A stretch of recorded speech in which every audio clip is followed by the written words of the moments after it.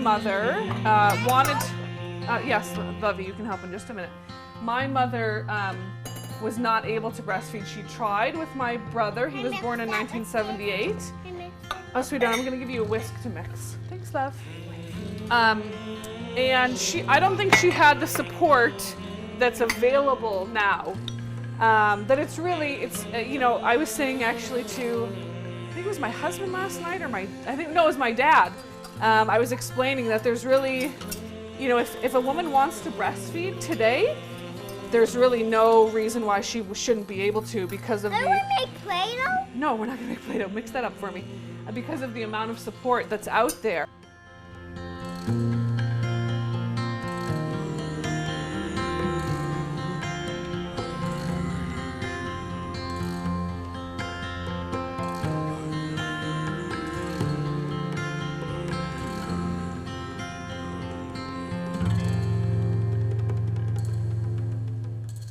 It is the best Band-Aid ever. If a kid is crying, do you want some milk? If they're in the middle of a temper tantrum and you can just tell that they're just melting down, there's no way to solve it, do you want some milk? A couple sobs, like, yes. And then they breastfeed, and that gives them that time to calm down, regulate themselves again, and then they go run off and play again. When you're young, you think, I'll nurse my baby because that's what moms do. They nurse their babies, but you don't think that far on how beneficial it is for them, not just nutritional, but the bond that you create with your own child, right? If I remember my kids when they were scared, because we had a few situations, and then they were just scared, and then you just come and nurse, and that would soothe them, and I couldn't care less about what was happening around me. It was our time, and that's all we needed. Breastfeeding is just, it's quick, it's easy to do, at least once you're good at it, it's easy to do. And it also gives my baby the individual time where it's just me and her, she's my youngest, to spend time together because she's so much less demanding than her older brothers who can talk and request things. I feel like I was feeding my child something that was really special and really important, but he was also feeding me and helping me build confidence in parenting, and it was a time just to sit and be together as a family. Before I breastfed a child myself, I really thought it was about food. I didn't realize at the time that there was so much more to parenting through breastfeeding. I didn't give it a lot of thought before I had my child. I was really more focused about the labor and delivery. Then the midwife let me know my milk would come in, and that's when the reality of it all came on. So understanding how that happens naturally, being prepared for it, and then realizing very quickly after the birth of my son that I was going to be this child's everything for the next however many months or years that I decided to do it. The reason that I needed to breastfeed for sure was financial. In our family, we were in a crisis. I couldn't work. I just wanted to love this baby and have this little baby and feed this little baby.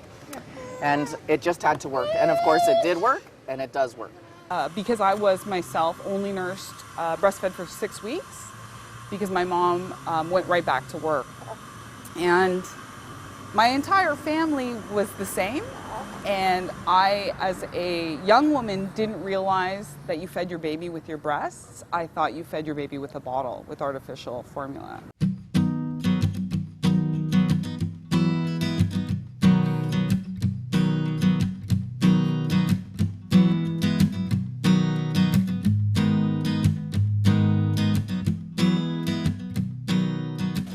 Society reaps what it sows in the ways that infants and children are treated. Efforts to reduce exposure to stress and abuse in early life may have far-reaching impacts on medical and psychiatric health and may reduce aggression, suspicion, and untoward stress in future generations. But breastfeeding is so much more than food. It's an entire relationship. It's the mother's body is involved in, not just a thing that she can do to her baby. You're right, it's her mind, her spirit, and her body. There's a global strategy for infant and young child feeding that has a wonderful quote on page 3, bullet point number 3.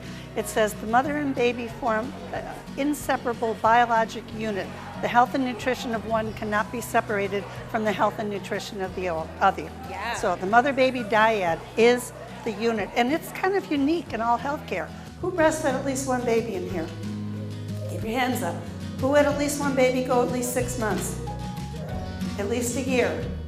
At least a year and a half. At least 2. Give yourselves a hand. You have met the World Health Organization goals.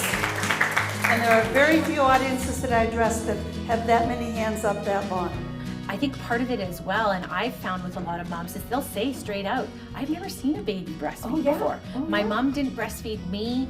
My friends may not have had great success, or I hear these horrible stories about how it's going for them. And so I almost feel like if we start talking about breastfeeding as a part of a normal everyday occurrence, then women that aren't even pregnant in preconception can start internalizing the normalness. I mean, it's almost amazing to think how far away we've gotten from the idea that breastfeeding is normal, that it is just a normal way to feed a baby, that there's nothing sort of special or spectacular. Of course, your own baby is special and spectacular. Yes. So when you're nursing your baby, it is pretty special and wonderful. But it really isn't any special thing. It's just a normal way to feed a baby. The most important messages that I would give to someone intending to breastfeed is that it's a normal and natural way to feed your baby. It gives so many benefits to mothers, babies, families, society, and the environment. It decreases many illnesses for the baby, and the longer that the child breastfeeds, the more immunity they have and the healthier that they'll be for the long term. For mothers, it helps with their recovery postpartum. In the beginning, it can be challenging, so it is important to get help right away if you do have any troubles. There's so much support available in our community. And just remember that this is only a moment in time, and all that hard work will pay off.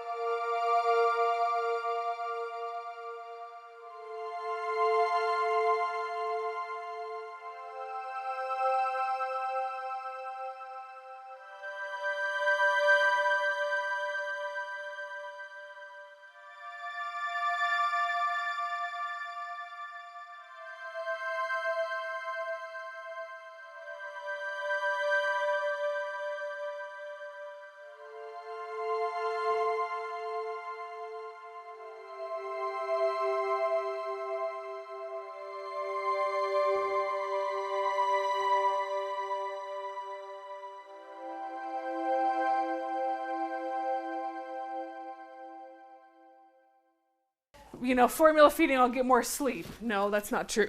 This, that, or the other. But yeah, if somebody has an idea in their head that might not be right, we could correct it. And if they have, maybe some self-doubt or, things like that, I think a lot of times it is, yes, you can. It can be very scary, and it can be very, it's a whole new experience. When women have, questions about night feeding and breastfeeding at night, a lot of the times all they need to hear is, I get it. I remember feeling so exhausted and looking at the clock at 12:15 and 1:30 and 3:15. And that's the first tip. Yes. Never look at the Absolutely. clock. Turn the clock around. I mean, if you have to have an alarm, have the alarm on, but then turn it around because cover it up. It's the worst thing to look at it and know, I was just doing this half an hour ago and I'm doing it again and I have to get up in another 2 hours, So sleeping is a topic that's very, very common now, but we know that it is normal for infants to wake up through the night. It's actually a protective factor, and that sleeping through the night is only 4 to 5 hours stretch, and our society has a concept that it's much, much longer. Parenting happens 24/7, and our babies' needs need to be met no matter what time of the day it is. But I think also what I see on a regular basis that is a very common challenge is people go, is my baby getting enough? How would I know my baby's getting enough, right? My baby's waking up so much at night, and I don't know if I have a good baby. I always go, what is a good baby, right? When we say someone sleeps like a baby, I always chuckle a little bit because I'm like, oh, so they're up every hour and they need to eat, right? It's not that they're having this super great sleep. You know, you're somebody who knows what it's like, and it means a lot to be helped by somebody who can say, oh yeah, I've been... You know, if my baby's nursing 30 times a day, which some of them do, or even 15 times a day, they think something must be wrong with my milk. And so they'll try different things that they think will help. They'll think, well, I'll stretch out the time between the feedings a bit, and then my breast will fill up, and then the baby will get more milk. But in fact, it works exactly the opposite. You know, it comes from us not really understanding how breastfeeding works. And so what we know is that the more frequently you feed the baby, the more empty your breasts are most of the time, the more milk you'll make.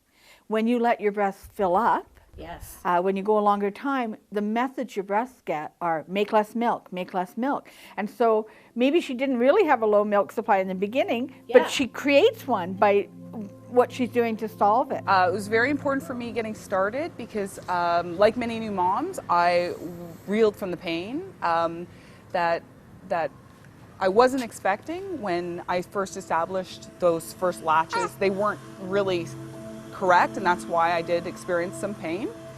You know, I hear breastfeeding is so hard. I feel this is going to be so difficult, or somebody's told me I need to roughen up my nipples to get them ready for breastfeeding, right? And so I think those already create challenges. They already create barriers before someone's even tried to breastfeed. Regardless of what anybody says to you, if you don't feel good about it and you don't feel that it's a good latch or it's hurting, then you're the expert, not someone else. Regardless of what your latch looks like, get help. Well, systematically in the industrial countries for the last 40, 50 years, there have been a miseducation or subverting the knowledge about breastfeeding by the competition, by the formula industry. Well documented all over the industrial world. I just finished teaching an elective for first-year medical students at my university, and they knew nothing. Some of them had never seen a breastfed baby, and they're in their 20s. And if you haven't seen a lot of babies, sometimes it's hard to even imagine it. You know, it's hard to, what is your life with a baby going to be like? And what we've seen is the soap operas, right? That's right. Where the baby cries, somebody takes it, it naps apparently for 3 episodes, and then it comes up again, you know? And so that's kind of what we're expecting, and that's not quite what it's like. I think every month that I did it, I thought, let's do it for one more and see how this goes. And when I started introducing solids around 8 months, I think I had assumed that you stopped nursing, but through the communities of other moms, as well as my, of course, friends and family, I was encouraged to just continue. I understand that a lot of women face challenges with breastfeeding in generations past. They were given a lot of bad information. They weren't provided with a lot of support. And I think nowadays when we have this information, we can really be strong in knowing that most women can produce breast milk, and it's a very low percentage of people that can't with the right support. I think one of the really important components to our program and the hospital's collaboration is that they are getting that consistent information, and that makes a huge difference. And getting it early too. We're really talking in when patients come into triage, or they go online to register.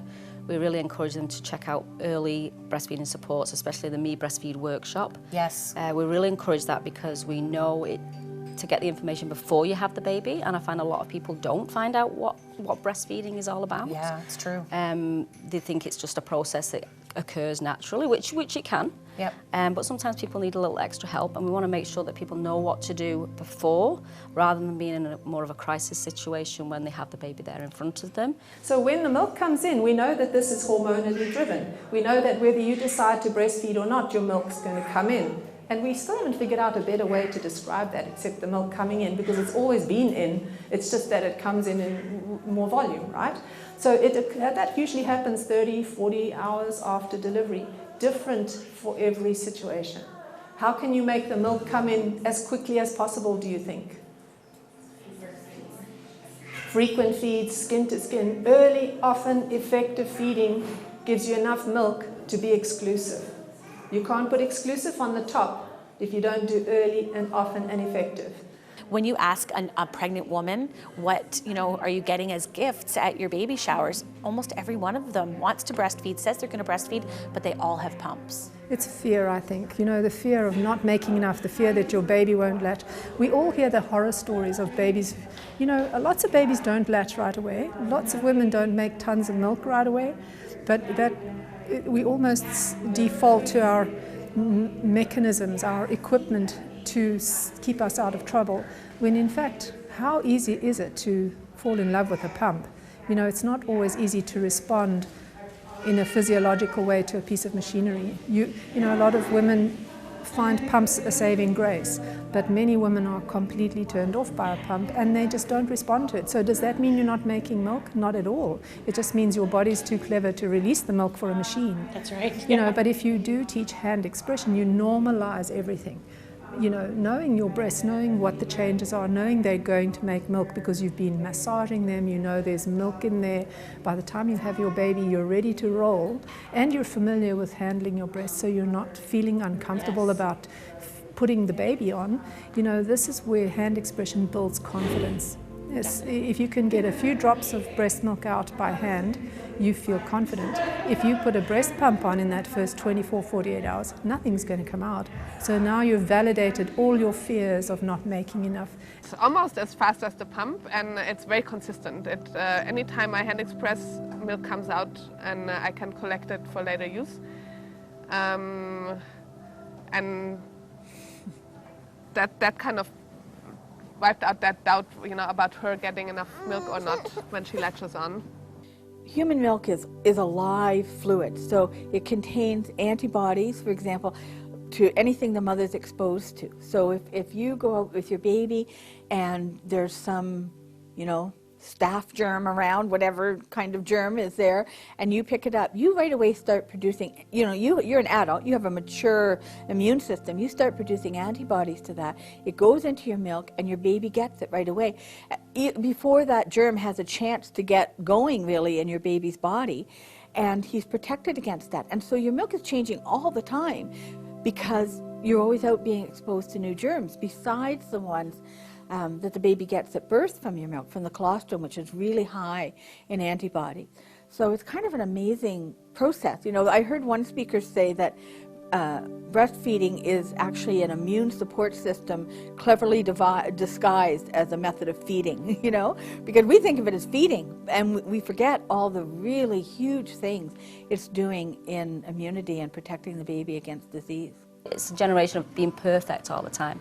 Yeah. And sometimes people's goals are a little skewed, It's just about, the first 6 weeks are so crucial. They are. And it doesn't matter if you don't fit into your certain yoga pants, whatever, just be with the baby. We call it the baby moon.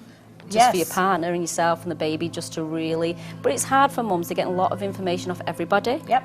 And it's who do I listen to? Yeah. And it's having that trust in the community resources, and that's where I'm going to get my information from. The other stuff that's going on with babies that affects sleep is they are trying to triple their weight in their first year.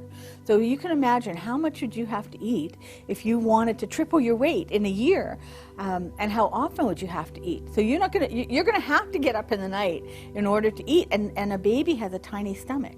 So those night feedings are not just for fun or because the baby has gotten into a bad habit. There's something the baby needs to do in order to grow normally. It comes from a climate of the last 40, 50 years where breastfeeding was not valued, and a lot of it was because of undermining, because of formula marketing. Yeah, and it's still going on, and it's still worse.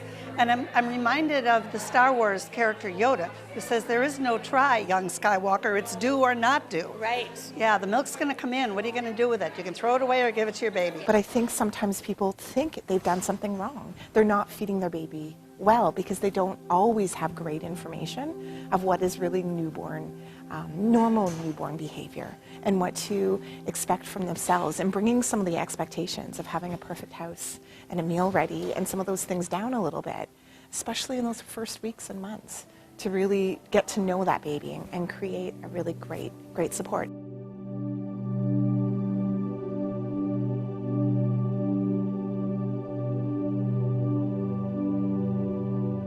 So many Canadian women feel that they don't have enough milk supply, and I think this is because they're not maybe educated on how small the baby's tummy is.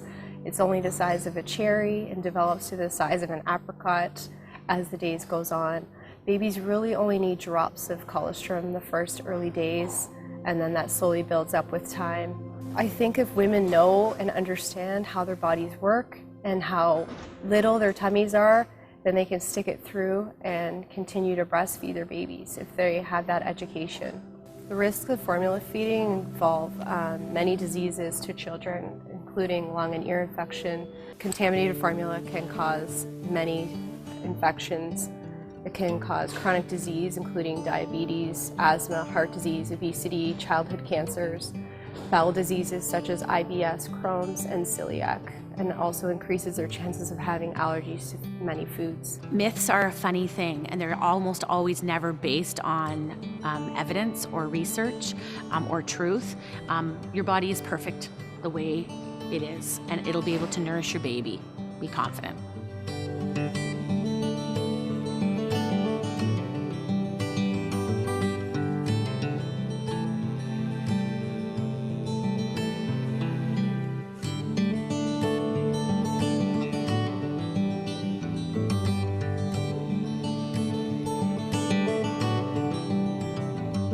It can be really hard to be the partner of a breastfeeding mother.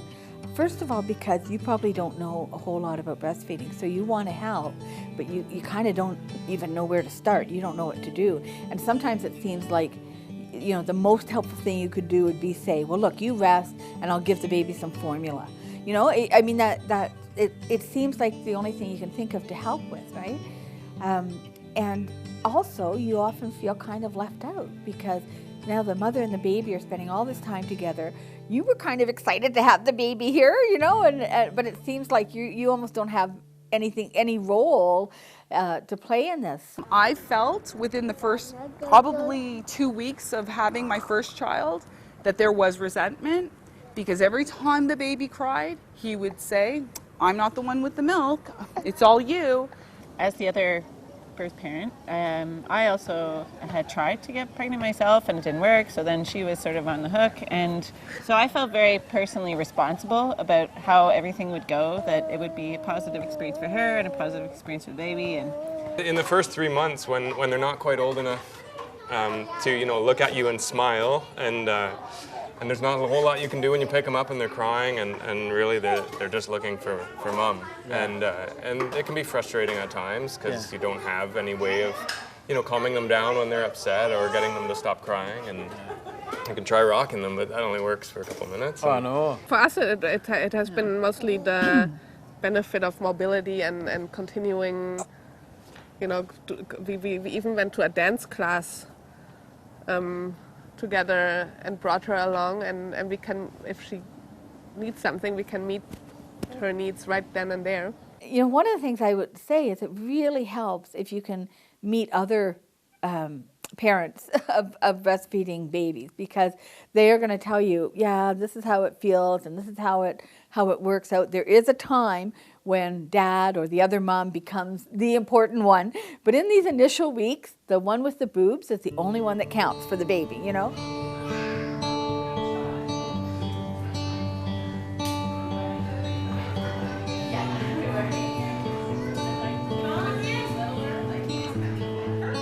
It's interesting, when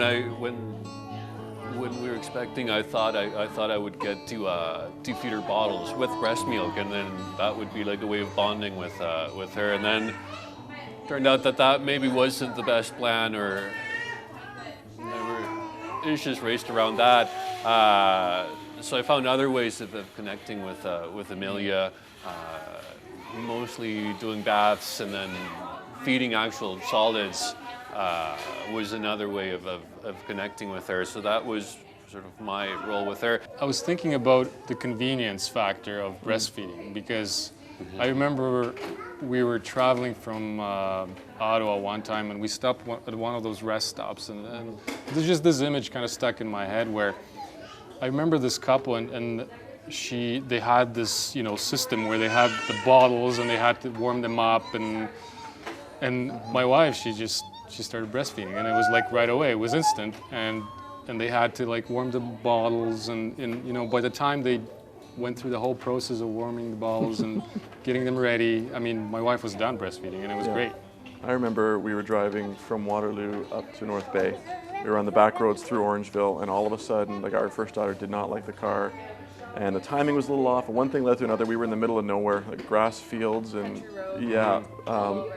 we pulled over the side of the road. It was a hot sunny day, and I remember standing with Sarah in the back seat breastfeeding, and I had an umbrella standing outside the back door so that we could have the doors open and still have shade, and that seemed like a huge endeavor.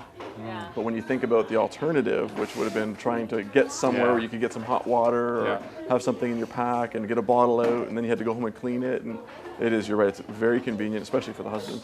And It really is. Here, can you feed this? Yeah. And you know, on top of that, we felt very strongly about trying to keep, you know, the benefits from mom, the antibodies, whatever else came in, and even when we did have to supplement for health reasons, trying to keep that breast milk flowing and keeping it for the babies, and we feel like we made the right choice 100%. And sometimes the way to help is make that call to Breastfeeding Buddies, or make that call to Lalacia League, or make that call to the midwife or doctor for her when you're feeling like she's getting overwhelmed. I don't know how to help. Make that, you know, just make that call for her, because she might not be up to doing it, or might not have the energy to do it, you know, because she's so tired. I think it's all about finding your role within the new system, and that's when I got to be more into the feeding role. But before that, you know, I'd get up at certain feedings and do the change, bring the baby in, you know, just kind of stay awake and help keep mom, you know, occupied and interested, and then you know, do the burp and the change and the put down from time to time as well, and just try to be a part of it, even though I wasn't the one actually providing. It's difficult to predict, and I don't think, and that's one thing that I say to new parents before, like other dads and friends who are having children for the first time, is you can imagine all you want what you think it's going to be like, but until that baby's there, you have no idea. You have no idea what it's like to stay up all night and, you know, still have to do it again the next morning. The partner is the first experience the baby has of love that doesn't come with food. So that's a very valuable thing for a child to learn, that yes, this breastfeeding mom is loving me and there's all this milk that comes with it, but here's this other person who loves me and cares for me and makes me feel good without food being involved. So that's, you know, it's like a little step of learning for the baby. Like, we went through museums, zoos, butterfly places, I don't know, everything. And if she's tired, she sleeps, and when she's awake, she's awake. And then you're just so much more flexible. And if she's hungry, she eats. And I mean, it means that I'm nervous to go anywhere on my own with her, but I've done that a few times. And it works out. So it's I've also learned that I can, even if she's hungry, she'll go to sleep in the wrap.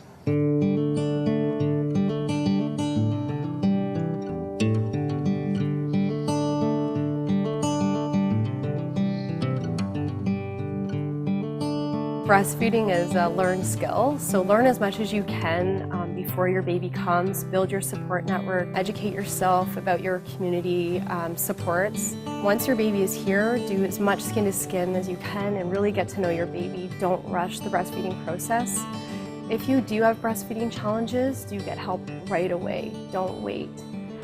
Because then remember also, it's only a moment in time that you're struggling, and all that hard work will pay off. It started off a little bit rough. He wasn't latching very well. He had a poor latch, and he lost too much body weight, so we had to be readmitted back into the hospital. But I'd like to say the hospital here was so helpful. I had a great experience there. They helped me. I had to pump every 3 hours, and they helped me get a proper latch for him. And I think the support that I had at the hospital really helped me continue my breastfeeding journey. when it was going, really tough for me and there was a lot of tears and a lot of pain and a lot of, should I continue, should I not? My mom was definitely like, she didn't even, raise the issue of, maybe you should switch or maybe you should consider something different. She was just like, you're going to get through it. It's going to work out. You just have to persist, because in her experience, that was just her. I mean, she knew that most mothers can be successful, and she just didn't allow me to doubt whether I could do it or not, so that was really helpful. He does have to wear this helmet every single day because he has flat spots on his head, and once we had it put on, it was this big barrier of like, well, how do I can't kiss his head, I can't hug him, he's bashing me in the head with it, and we still had that connection because he was nursing all the time. Hi, nice to hear from you. Well, for me, I had catastrophic blood loss with my son's delivery. So breastfeeding was a little bit of a healing process for me because my body had failed me. It was a way that I could sort of take control of the situation. I was able to provide for this child. One of the most important things that we can do as healthcare providers is to trust the breastfeeding process and let nature take its course. One way to do that is to only give artificial baby milk when it's medically indicated. As any other time, it interferes with the breastfeeding process and it disrupts the natural process that occurs between moms and babies. Sucky. Oh, look at that. Look at that gorgeous suck. Sure.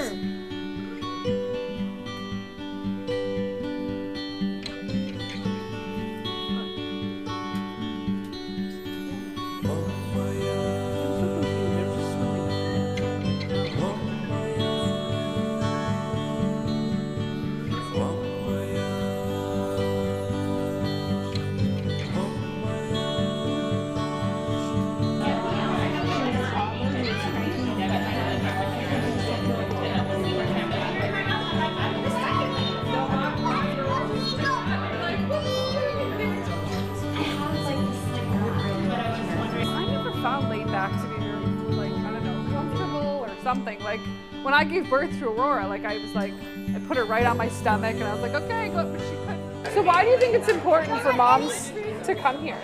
It's good to get information if you don't know, right? Yeah. And the internet has so much information that it's like you don't know what's right and what's wrong. I liked that I got the proper information because I would look up so much information and I wouldn't even know, is this right? Is this right? Is this right? Yeah, you do like Google. I know that we. Yes, exactly.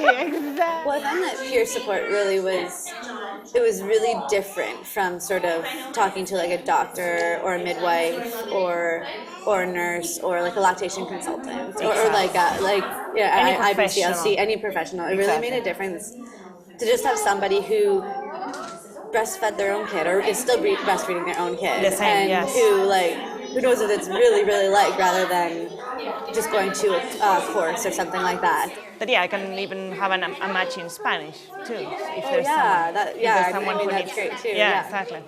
My name is Emily. I'm a breastfeeding buddy, and thank you everybody for coming. There's a lot of buddies here today, so if anybody has any questions or anything, just wanted to welcome you. The breastfeeding community is very open, very supportive, and I feel every time I always look forward to to the monthly meetings. So it's like, okay, yeah, it gives the moms the opportunity, right, to mix and learn from each other, and also we have lots of fun things here. We do lots of fun activities here. And that's one thing. And the coordinator, Michelle, is a very considerate coordinator. She makes sure that she tries to make it worthwhile for the women, in terms of good food, the transportation allowance, and creating programs, fun and exciting programs for the women to always look forward to to coming back over and over again. Programs differ a lot in the way they are run, in the way they are set up. For example, some may operate face-to-face, some may only offer telephone support, some may have the peers matched with a mother, some may have a drop-in style or a cafe style where moms and the peers meet. Some may have added components such as peer-led prenatal classes. We have described some of these components of different peer support programs in a resource that was released earlier this year, authored by the Breast Diet Resource Center, and it's titled Developing and Sustaining Breastfeeding Peer Support Programs. The Breastfeeding Buddies program is a community-based peer support model. It started out as a very grassroots program. It came from the community. Women identified a need. We felt like there wasn't enough support, and we went to the larger community. We needed a structure. We couldn't do it by ourselves, and so the need from the community came to a community agency, and that agency then said, we can support you in the structure of it, but you are the ones that are going to be able to tell us what's going to work, what isn't.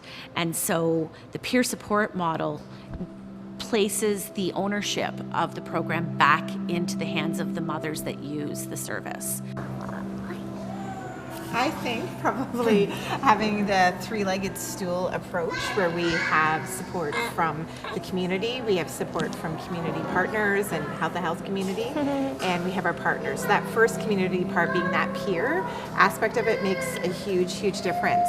But I think one of the reasons why it works so well here is because we do have such great training, and we do have the leadership and the coordinator and the role within the community that really supports breastfeeding buddies.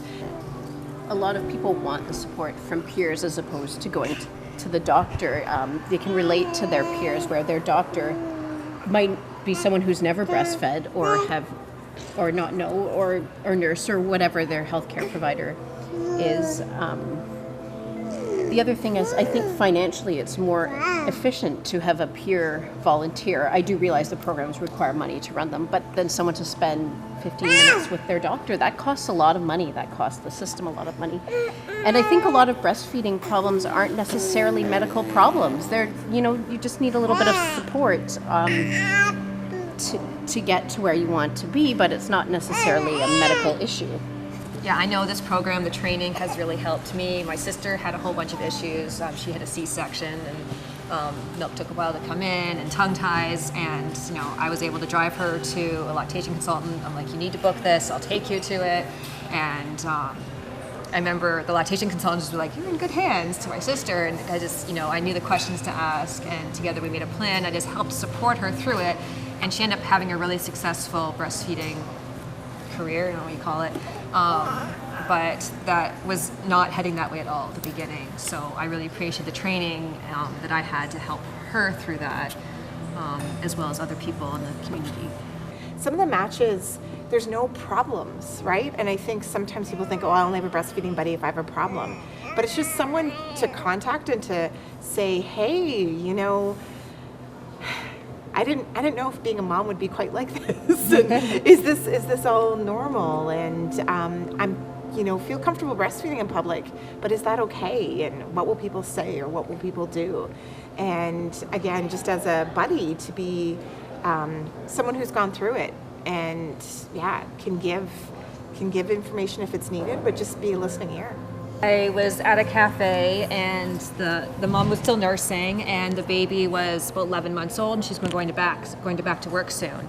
And she was really concerned about, she was asking, I think, on tips on how to wean, because when you go back to work, you have to wean.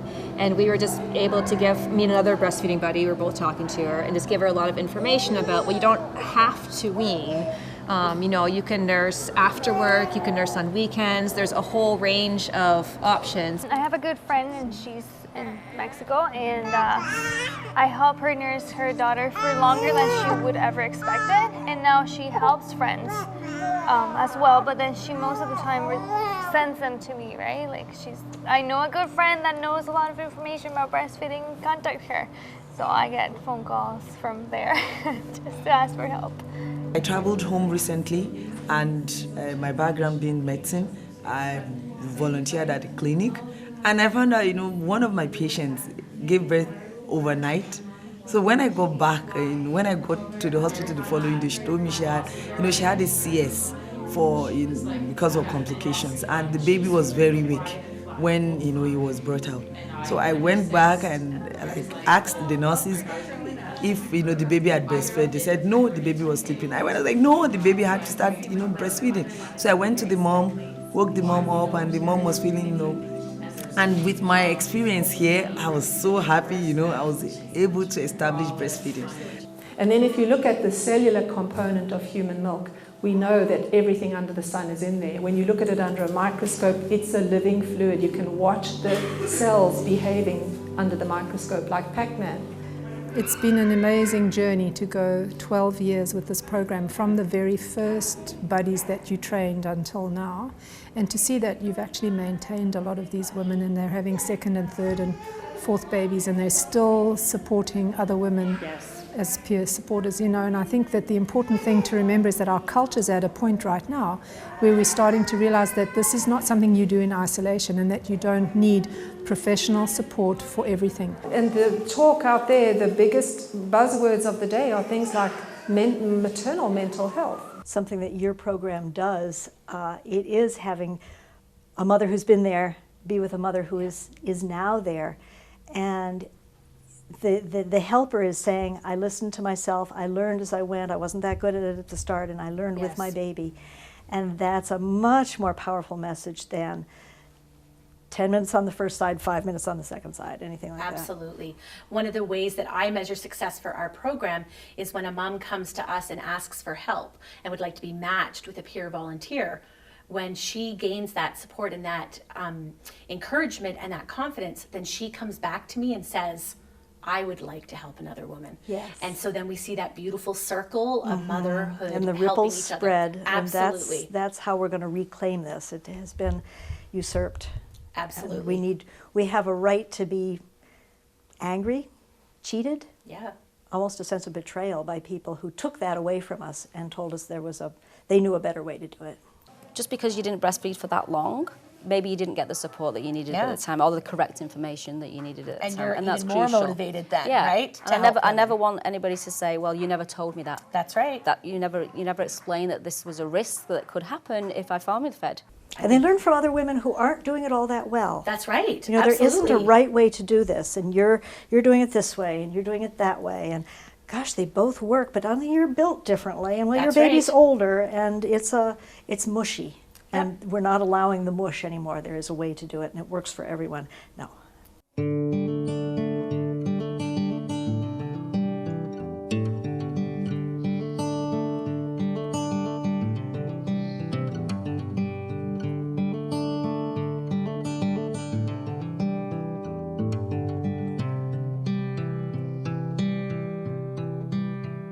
And part of the baby-friendly designation makes a huge difference. It does. Because it makes you more accountable, it makes the staff accountable, it makes sure that parents can make informed decision making. Yes. Previously it used to be, do you want to give artificial baby milk or do you want to give breast milk? As if they were unequal. Yes. Now we know not to do that now, we know that there's risks to using formula. Yep. And we talk about that in the class. It's not breastfeeding is the best. I sometimes make a joke if it's not, but there's risk to using formula. Breastfeeding is normal. Yep. It's the normal thing to feed your baby, and I think that's the key message to make people think. And I do mention sometimes healthcare providers aren't always up to date with new changes. Yep. And I say if your family doctor says, the first thing they say is supplement with formula, remember you can supplement with your breast milk and get a second opinion. Yeah. And I think that's key. I agree. Making sure that women go and get the correct answers. We're way more knowledgeable than years ago when the doctor told somebody to do something and you just did it. Well, we offer programs at a variety of locations in Waterloo region, which I know you're aware of, within our earlier system. So we have seen a large number of parents who are coming in as first-time parents with much younger babies. So traditionally within our earlier system, a lot of the families we see are coming when baby's 3 months or maybe a little bit older, because there's a bit of fear of leaving the house and of getting comfortable before then. But I think the Breastfeeding Buddies Cafe in particular has given those families the freedom to come out and to know that it's okay to ask those questions. So I think that has been a great connect for us as well. We don't want to give them too much information. We want to just get them through the first couple of days. And we can confidently do that knowing that they've got the supports in the community. Right. It's all very well and good if the hospital has all these great breastfeeding things, but then once they leave the hospital, they need the help to continue. Because we know that's where the breastfeeding rates fall down a little bit. Definitely. Once they do go home. If you go and you've got a new baby and you haven't said anything to the doctor yet, but you're worried because the baby seems to be nursing so often, for example. And you go to, you know, a cafe or a meeting and get together with other mothers, and you kind of look around and you think, oh, she's already nursed the baby 4 times in this meeting, you know, and I'm not the and only one. I'm not. It's exactly it. I'm not the only one, and also she doesn't seem overly worried about it, you know, and so you realize that your baby is normal, and that this is in fact how breastfeeding works. And, you know, some of it is the information you get, but a lot of it is just observing other mothers and babies and kind of seeing, oh yeah, so this is how it is. For most people, they're much more isolated. They don't have that source of peer support, and the peer program really touched on that. It really said we can put new moms together with new moms who've had the experience and give those peers training to help support people, and that makes all the difference because it's safer. Yeah, absolutely. It's and this is not a slight against the medical system, but it's less medicalized. Yep. It's focused on, okay, this is what I've done, this is what I've experienced, where are you struggling, and how can we help you? One of our main goals is to really provide good information, accurate information, up-to-date information for moms in our community, and to provide them the opportunity to look at that information and to base their decisions on that.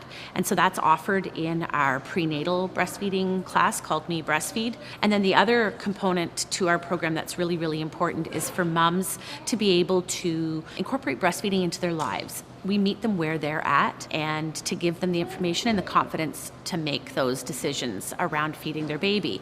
The other goals of our program are to encourage women from all different walks of life to recognize that their skills as a mother and that their ability to breastfeed their baby is a very important thing that can be shared, and to value that role of leadership as women.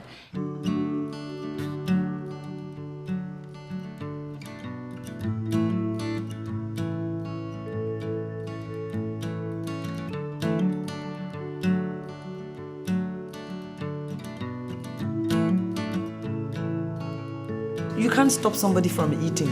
Just like I wouldn't allow anybody to stop me from eating when I'm hungry on the street.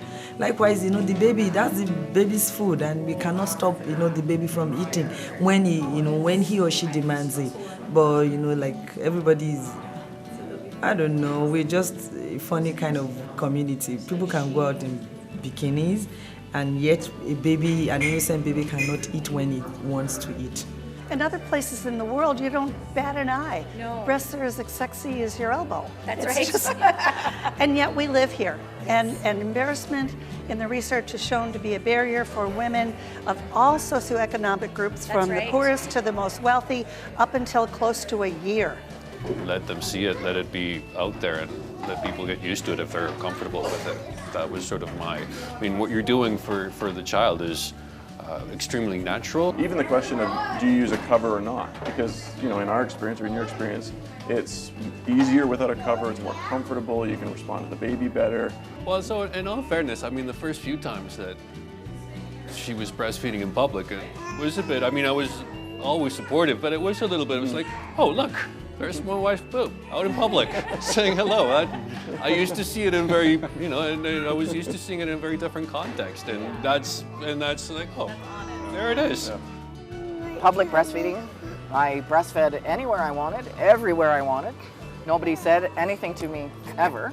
And one time I was nursing actually in the pool at the Y in Cambridge, and the lifeguard came over, and I'm expecting him to say something to me, and he just put his arm on me and said, "That's the most beautiful thing I've ever seen."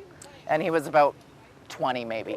Like, it was just wonderful. That happened that was with Georgia after Chloe was in school. I also really encourage people to be out in public. Like, it's actually been really lovely how much support you do get. And if there are grumpy people, you just ignore them. Celine has been asked not to do it in certain places. Right. And that's always, to me, like a really bad thing to say to someone. Yeah. You know? Definitely. So, you know, we've seen that, but other than that, my experience has just been that most places are okay with it, and yeah. well, I know that you have a sticker on your door into the cafe, and that actually makes a big difference to a lot of moms. And I think that maybe somebody who isn't breastfeeding might not necessarily notice it, but when you're in that part of your life, and I'm sure you know from being the dad, is that, you know, you sometimes navigate where you're going to go based on what your kids' needs are, right? Right, yeah. And so I know that mothers in our region really appreciate seeing that sign, and so, you know, it's really important to me to say to something like the Princess Cafe, we really honor that you are taking that step extra to make women feel comfortable, because breastfeeding is normal, but a lot of times that's not the message that we get. Yeah, that's what I'm saying. Hopefully we won't need to have that sign on the door in a few years, you know? That's very true. Because the ideal would be for people to just feel comfortable and do it anywhere, anytime, right? There are some people who, yeah, they only want to use a cover, but they still have breastfeeding questions, and some they're just like, here it all is, and that's okay. Yeah. You know, there's different cultures, there's so many differences, but we all have this one goal. We all want to breastfeed our babies.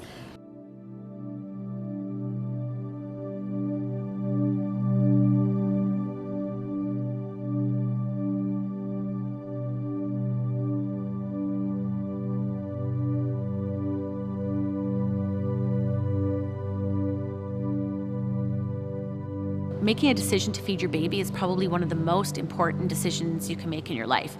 My dream would be that women can make that decision in an informed way, and that we're brave enough to talk about the risks of not breastfeeding in the context of an informed decision, and then women that do make that decision can feel free then to take what works for their family and feel confident in that.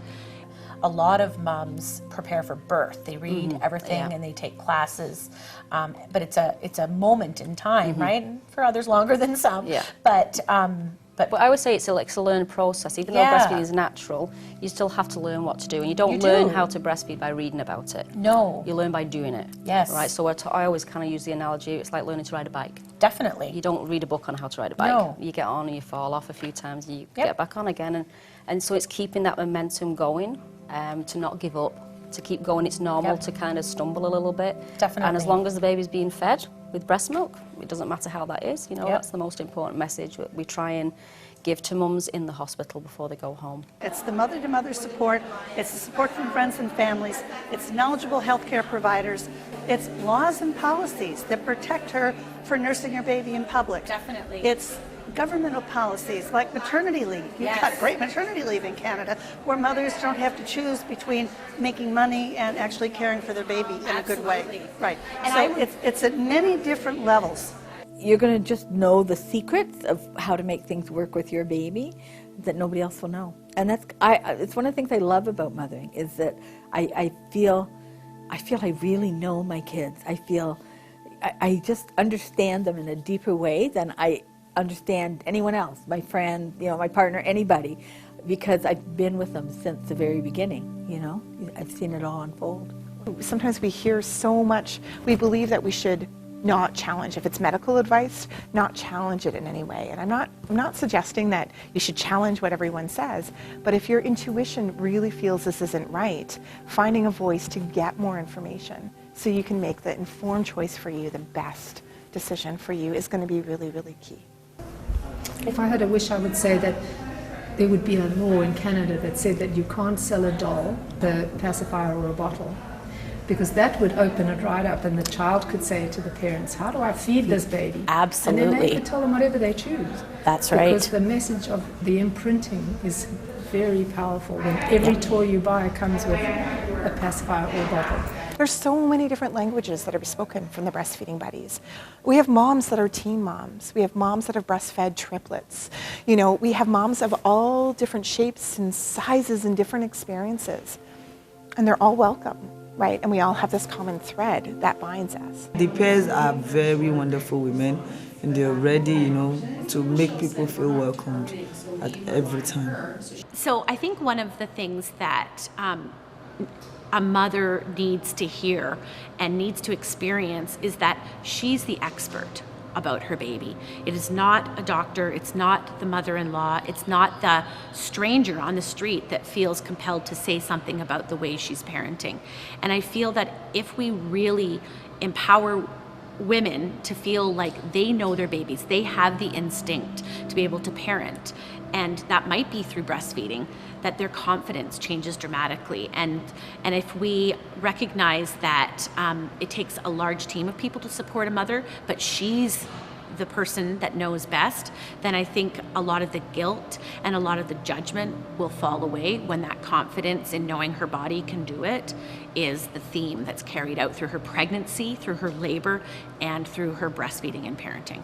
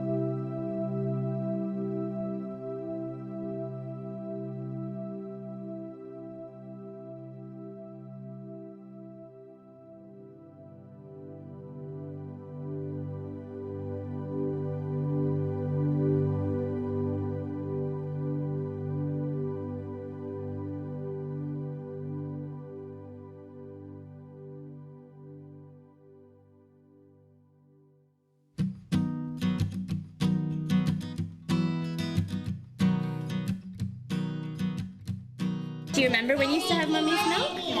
Yeah. When you were a little tiny baby? Yeah. Mama Pony, really good milk. Leche. Leche. What's milk you like? What does it taste like? You can sit on there. Is it purple? No. Sit on the number one. Is it green? No. It's not green. What color is it? It's pink. It's not pink. It's not pink either? What color is it? White. It's white. Okay. None. What does milk taste like? What does mama milk taste like? Is it yummy? Not eating. Do you what?